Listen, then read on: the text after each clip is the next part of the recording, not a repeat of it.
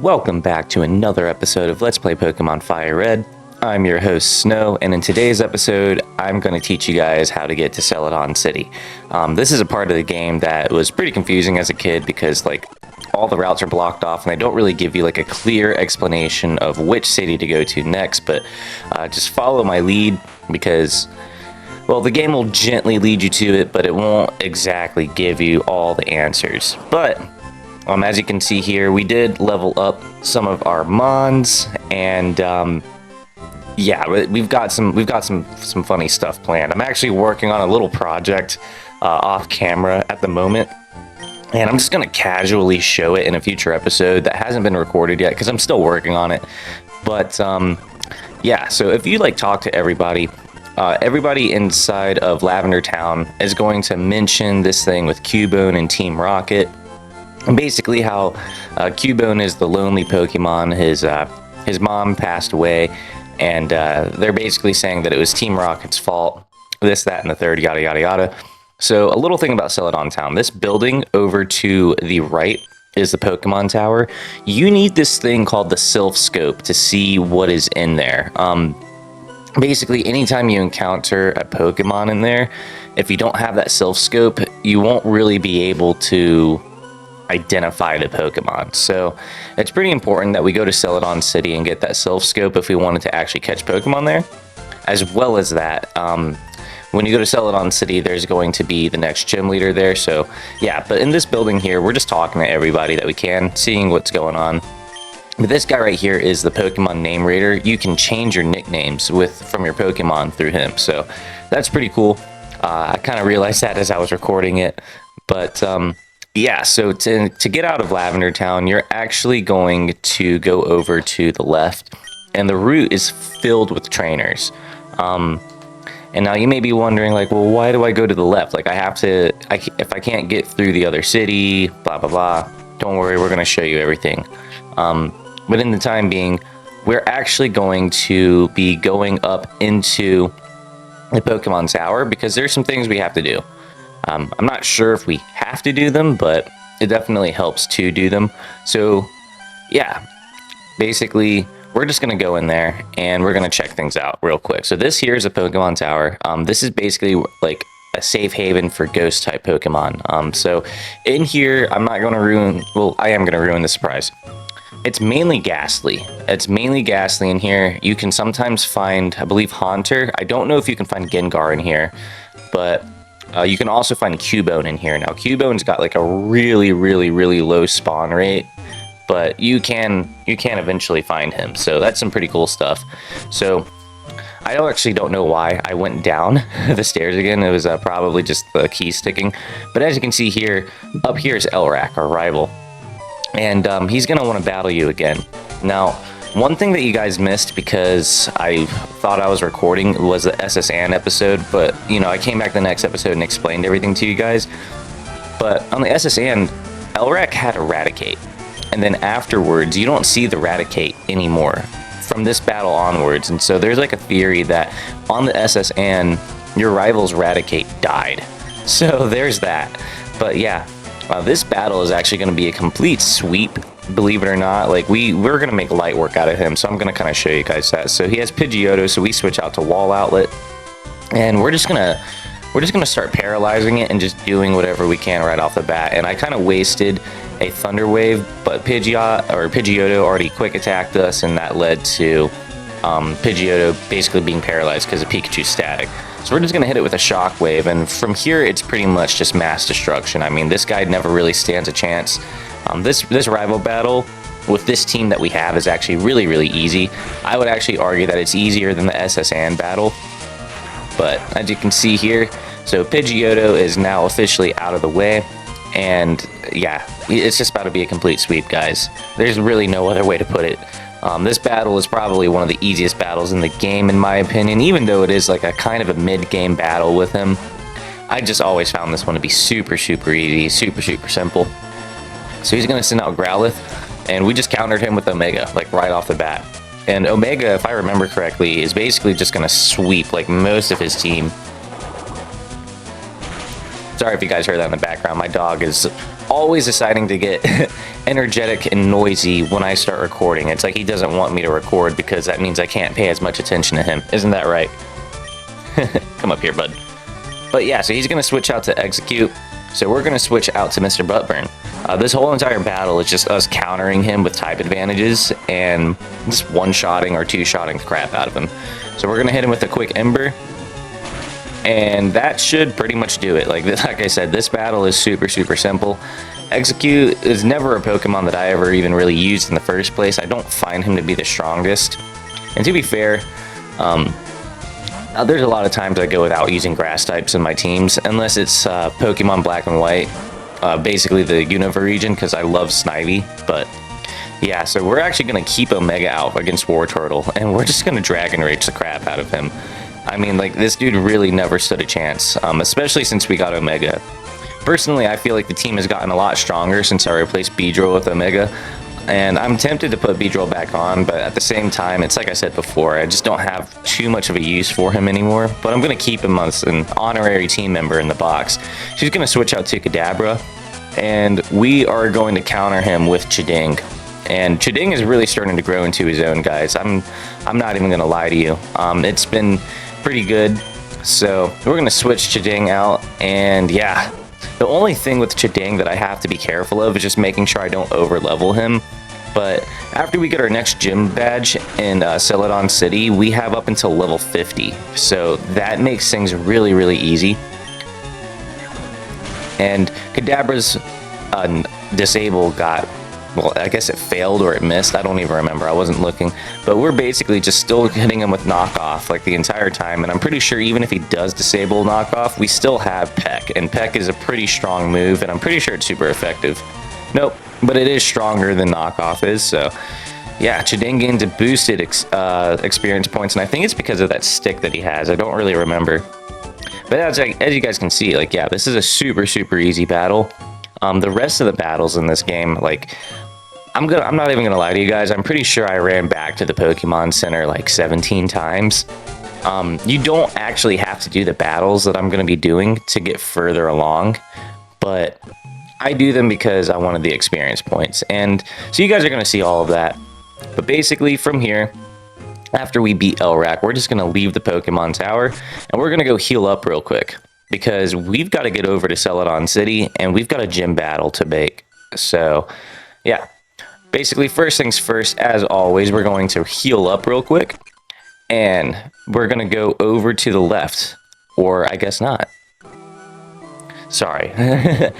Been a couple days since I did this recording, so I don't even remember what I was thinking when I was doing the recording, but I'm pretty sure the next step is we're just going to basically, oh, I see.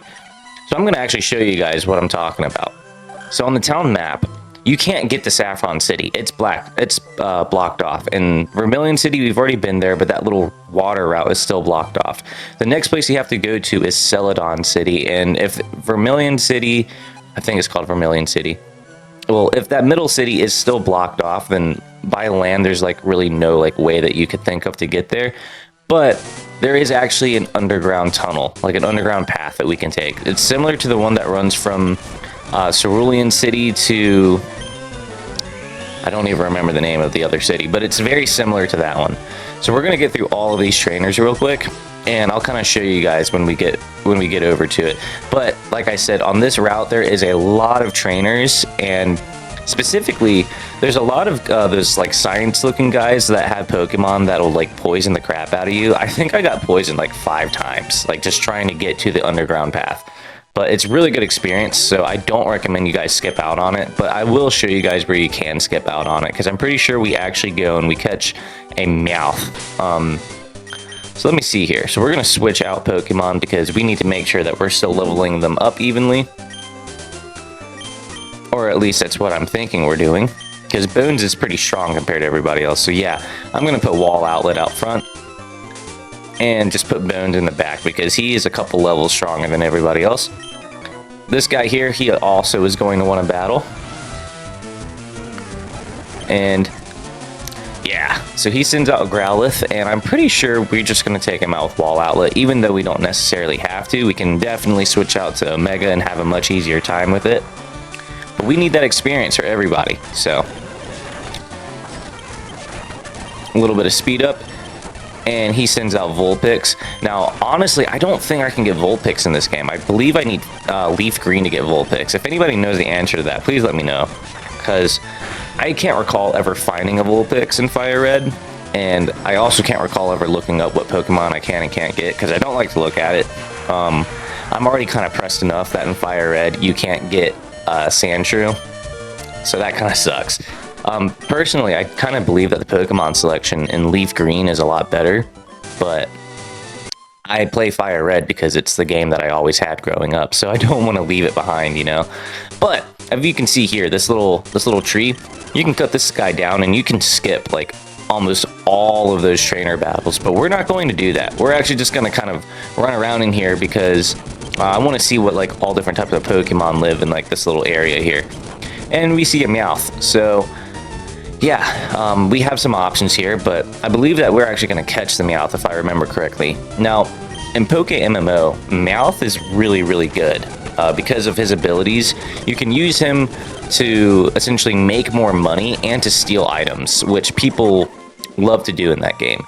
But this isn't Poke MMO, this is just Pokemon Fire Red, so we're not going to really keep Meowth as a permanent team member. We're just going to have him chilling in the box for a while. But as you guys can see here, you can cut through all of that BS, but we're not going to do that. We're going to go up here where there's that big line of trainers, and we're just going to battle everybody. Because like I said, guys, free experience. I'm not going to turn it down. I don't think any of you guys would turn it down. So, yep. And I actually don't know why I kept Pikachu out here, but I guess we're just gonna go in it for the long run. And yeah. So we Super Potioned up, and that's our very last Super Potion. I'm pretty sure we're going to be making a stop to the Pokemon Center after this. And I actually felt a little dumb after the Pokemon Center, because I was like, wait a minute. The next city has a whole department store that I can go shopping at. So there's that. But as you guys can see here, yeah, we're getting absolutely kind of destroyed just a little bit. Like, it's not like the trainers are super hard here, it's just that they all can inflict like status. Like, so we have one Pokemon that's weak, one Pokemon that's weak in poison, and then another Pokemon that's burned at the moment. He's either burned or paralyzed. He's paralyzed. Mr. Buttburn, not Mr. Buttburn, Wall Outlet was burned earlier. So like, yeah, this route is pretty dangerous just for the fact that there's so many trainers here that have status inflicting Pokemon. So it's very, very easy to just kind of have your Pokemon faint on you or just become a little useless. Like right there with Omega, he just fainted because he was poisoned from like two battles ago. So we're back at the Pokemon Center, we heal up, and yeah, as you guys can see here, it almost feels like it doesn't end because we have these two right here. It's almost very reminiscent of the route that you take to get from Pewter City to Mount Moon, where you have all those trainers there. It's very similar, and the fact that like they all cause like status ailments, or they can, because in that route there's a whole bunch of kids with like Nidorans. So yeah, you like even so much as touch them and you're poisoned. It's kind of the same thing here, except for they use like a lot of Mucks and Nidorinos and Nidorinas. So yeah, just something to watch out for, guys. But as you guys can see, like, they have a whole lineup of just trainers there for you to battle. So, but yeah, in other news, guys, I was thinking about what am I going to do with the Poke MMO series, because I've started that and I haven't really played too much of it. And I was playing it last night and I was getting really fed up with it. I'm not even going to lie, like the spacebar function that I have on the emulator really has me spoiled. So I was thinking I need to make some changes with the Poke MMO series.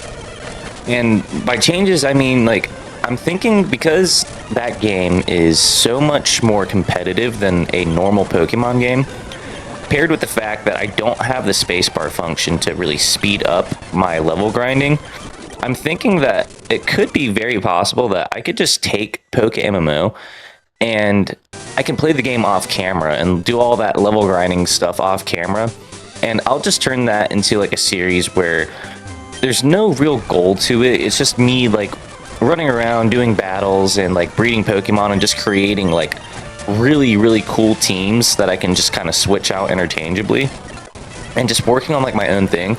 But at the same time, when I'm commentating, it's not going to really follow, like, it's it's not going to follow like a strict kind of guideline. Like I'm not doing like a walkthrough per se. I'm thinking about making it something where I can basically just like talk about whatever I want to talk about. So let me know if that'd be something you guys are interested in, because there's like a bunch of different subjects that I'm interested in talking about outside of Pokemon. Like personally, I'm really into metaphysics and just overall like how you can use like your mind and your mindset to radically change your life. And I mean, I've got like a whole lot of different accounts in my own personal life of me using that type of stuff, and it's created big changes in my life, and it's something that I would like to share with people, especially if you happen to be like feeling in a rut, like you're struggling, or if like you don't know what exactly you want to do with your life or something like that. I think it would be a really cool way for me to kind of engage with my subscribers and with my supporters as this channel grows more and more, and really be like a more than just a Pokemon YouTuber, if that makes sense. Like I would like to be able to interact with my subscribers and interact with my audience and actually provide like serious value in terms of, you know, my personal take on life and how you can live life better. Don't know how much sense I'm making there, but if you guys have heard of metaphysics, or if you guys are into that kind of thing, or if you guys are just like brand new to manifestation in general, I can definitely like help you guys point it in like the right direction, because there's a lot of BS out there when it comes to the topic of manifestation and metaphysics and stuff like that, and a lot of people overcomplicate it. And I mean, it's something that I've been working slowly on for 3 years now, and the more and more I get better at it, the more and more I realize like I was guilty of it at one point, and sometimes I still am. And you know, as humans, we tend to be guilty of just making easy things really complicated. And I truly believe, as time has gone on, that life is a lot simpler than I used to make it out to be.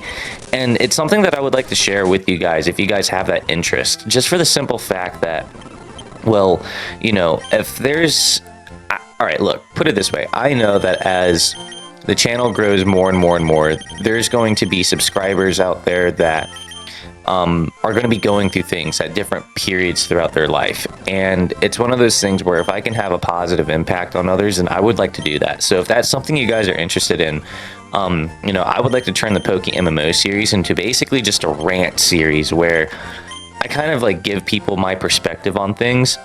And I really do feel like, you know, with putting a lot of the things that I've been studying over the past couple years into practice, it can make life a lot easier for people.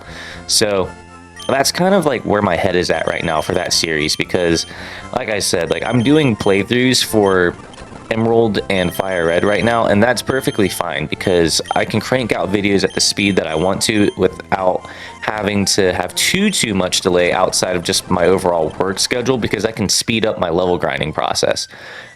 In Poke MMO, like you level up like slower, I feel like, because the game is just so much more competitive. You can't really speed up anything, and it's a grind. And you know, if I tried to do that series the same way that I'm doing like this series and the Emerald series, it would take forever. Like, I'm not even gonna lie to you guys. So yeah, that's kind of where my head is at right now. But yeah, let me know in the comments if that's something you guys are interested in. Like, let me know, because I don't, you know, this channel hasn't been around long enough for me to have like a good idea of like, you know, who all my target audience is, or like what age range you guys are all in. But I would assume that I have people watching from all different ages and all different backgrounds. So it's something that I feel like anybody can really get like good usage out of. Like I said, I have personally manifested some very serendipitous changes in my life, and a lot of them out of nowhere. So like, if there's somebody that really knows like how to talk about that type of stuff, I definitely feel like I'm coming into my own with that. But I'm not gonna exactly put it out there for this playthrough, because like I said, like I have a whole separate series that would be better suited towards it. And it'd be kind of cool because, you know, it's not like I'm just some guy that's like sitting in front of a camera and doing that. Like, no, like we all have a shared interest here, which is Pokemon. So yeah, it definitely seems like something I can do. But basically, if you go into that building there, you'll see that the guard kind of stopped us the same way that he does in other cities. So we're going to go through this little underground pass here. And it's very, very simple. Like, you're just going to run through here, and it's going to take you underneath the city that's blocked off and all the way to Celadon City, which is great because, well, Celadon City is where we need to be at anyways. So when we exit out of here, it's going to take us to the other side, and boom. As you can see here, if we try and go through this building on the right, he's going to stop you off just like this. So they're all going to say that. Like, you have to, I'm pretty sure you get like a tea or something from the Celadon department store. I don't remember exactly, but we're not going to be really focused on that in this episode. Because as you can see here, we get into Celadon City and there's a Team Rocket member already. So there's actually a Team Rocket portion of Celadon City, and there is a gym leader battle in Celadon City, both of which I've already recorded. I just haven't recorded the voiceovers for. So those episodes are going to be coming out very, very soon here, guys. But as you can see, we are now in Celadon City, and that's how you do it. Just go to Lavender Town, and then from Lavender Town, you're going to veer left, and you're going to beat all those trainers until you get to the underground path, and boom, that lands you right in Celadon City. And yeah. As you guys can see here, Celadon City is kind of like the arcade city. It's kind of a popular trend throughout most Pokemon games. There's always a city that has like an arcade slash casino in it. And usually the evil team in the game is got something to do with it. And spoiler alert, Team Rocket is behind the whole gambling thing in Celadon. So in the next episode, we're actually going to be kind of uncovering like how to get past all of that, because if you haven't played this game before, then it may be kind of difficult to figure out. But I'm going to teach you guys how to get past the Team Rocket portion of Celadon City, and then after that we're going to be taking on the gym battle. So by all means, guys, if you enjoyed this episode, please feel free to like, comment, and subscribe. And until next time, guys, peace.